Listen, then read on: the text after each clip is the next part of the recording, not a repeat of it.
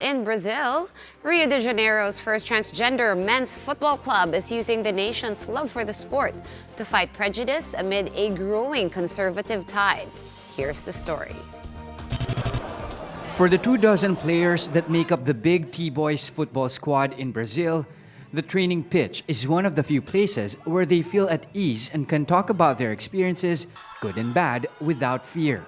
In late 2018, more than 57 million Brazilians voted for far-right presidential candidate Jair Bolsonaro, who once said in an interview that he would rather have a dead son than a gay son. Like many of his peers, midfielder Daniel Viana has struggled to make family and friends accept his identity. When still identifying as a woman, Viana came out as lesbian, leading to disputes with relatives.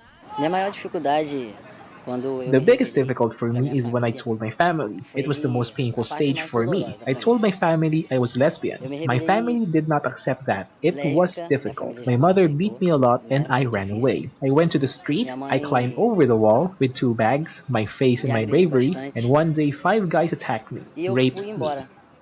The rights group Transgender Europe said 167 transgender men and women were killed in Brazil last year, making the country one of the most dangerous places for transgender people. Activists say the real numbers are likely to be far higher since hate crimes involving LGBT individuals are often not reported. No law specifically protected the country's large LGBT community, though many have celebrated a Supreme Federal Court ruling stating that a law against racism also shields gay and trans people. It's not the first time the court has advanced gay rights in the absence of legislative action.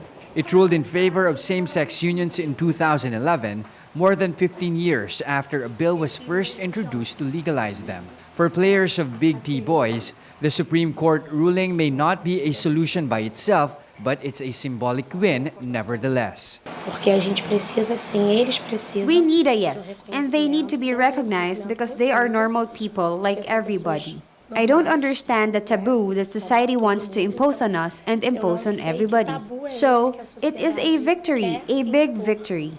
On a late May afternoon, the Big T Boy played their first match on a flood-lit neighborhood pitch bordered by chain-link fencing. With only 4 months of weekly training in the bag, they lost 9-1 to another, more established LGBT team, the Alligators. But when striker Kayik Rodriguez scored the team's only goal, its supporters, mostly girlfriends and a handful of family members, screamed and shouted in excitement, temporarily drowning out their rivals' larger, more male fan base.